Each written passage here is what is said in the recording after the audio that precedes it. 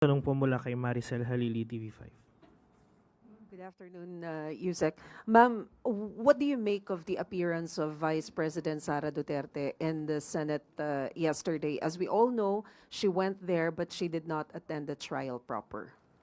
Okay, nadinig po natin ang kanyang binanggit at sa ating palagay marami rin naman natuwa na siya ay pumunta sa Senado at nabanggit ang kanyang mga kataga dahil sa hindi natin alam kung sa unang pagkakataon ba to ay nagkaroon siya ng basihan ng kanyang sinabi. Ating nadinig at napanood na sinabi niyang in this bloodbath, in this bludgeoning, I will be blooded but unbowed. So, meron siya naging basihan at nakita rin natin to sa social media. Mula kay William Ernest Henley ng Invictus. So, kinatuwa natin na sa ngayon ay may nagiging basihan na si Vice Presidente ng kanyang mga sinasabi. Well, anyway, feeling niya na bloodbath ito at alam naman natin na ito ang kanyang hiniling. Siya mismo ang nagnanais ng isang bloodbath. But sa kanyang maiksing salita, kahapon ay wala pa rin tayo nadinig na pagtanggi sa mga akusasyon na ibinabato sa kanya. At hinahayaan na lamang niya ang abogado niya at ito naman ay malamang na kanilang strategy. At hindi pa naman talaga kinakailangan ang presensya ng Vice Presidente sa nasabing hearing kahapon.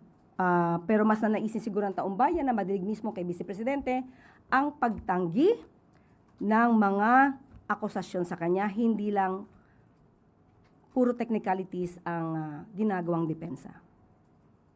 But does the palace agree that the impeachment trial will be a bloodbath and bludgeoning like what VP Sara said? Katulad na sa sinabi sa Invictus? Kung yun po ang kanyang iniisip at kanyang opinion, ay hindi naman natin na siya mapapahinto sa kanyang pagsasalita patungkol dito. At magiging madugo talaga to kung hindi makikita ng taong bayan ang katotohanan. At yan naman ang hinahanap ng ating mga kababayan, malaman ano ba talaga ang mga katotohanan sa mga ibinabato sa kanya. Next question po, Ivy Reyes, Bilyonaryo. Hi, Yusek. Good afternoon. VP Sara's camp prayed for a status quo anti-order yesterday before the SC with the premise that the authority of the presiding officer is defective, and they're also challenging the amendments made on the rules of procedure on impeachment trials. Ano po ang komento rito? Anong particular amendment?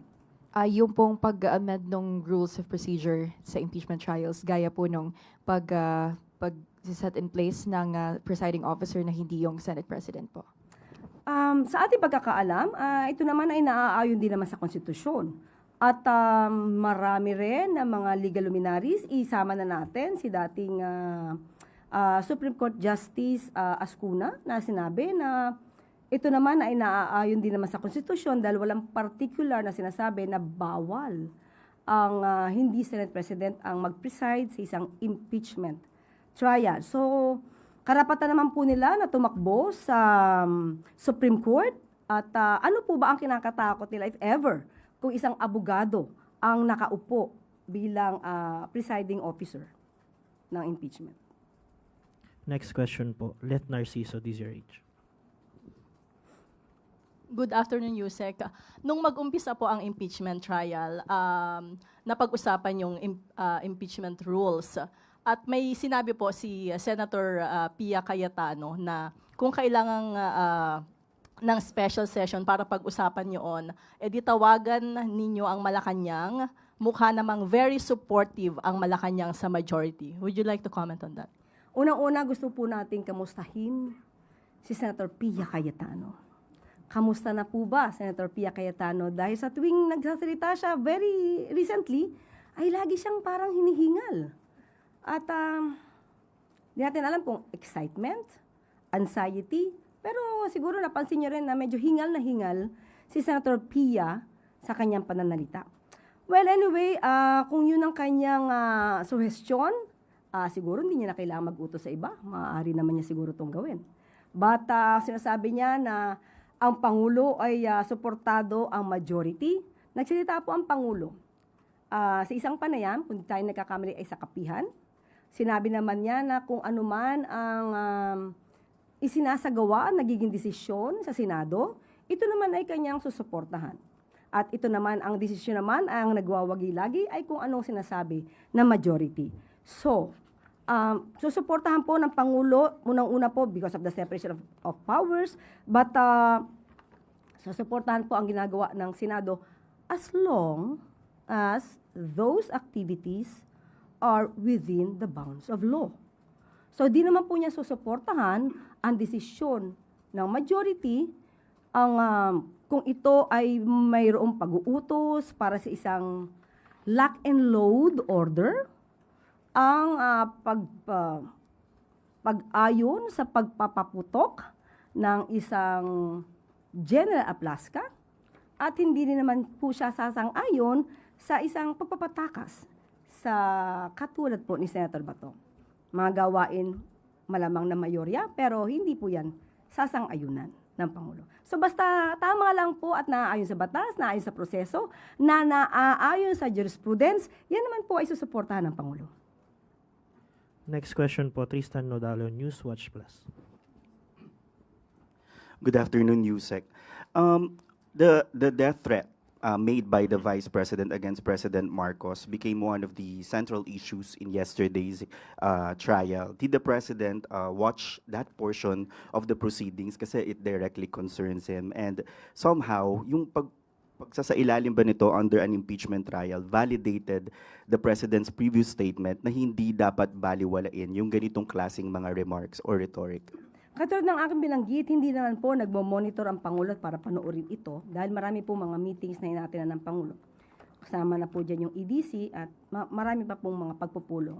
So, at itong pagbabanta sa buhay ng Pangulo na isinagawa ng Vice Presidente, hindi na po ito bagong news.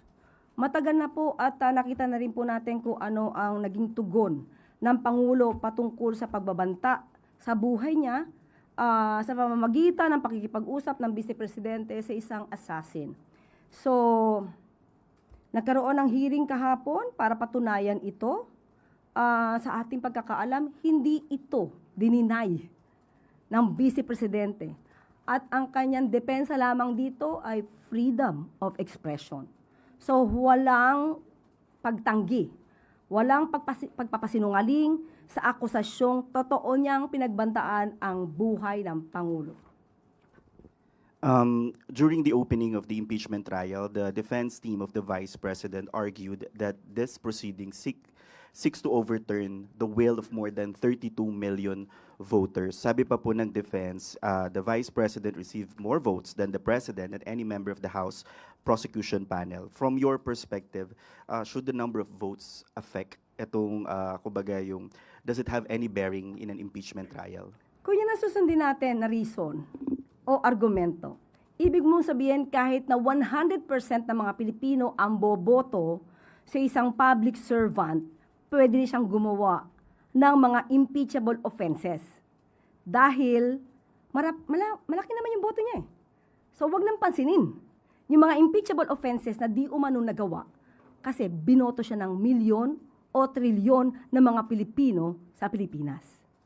So hindi po ito tamang argumento, kaya nga po meron tayong provision sa Constitution ng impeachment.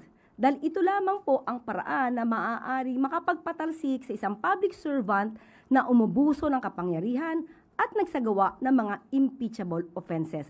Hindi po usapan ito ng numero ng mga bumoto.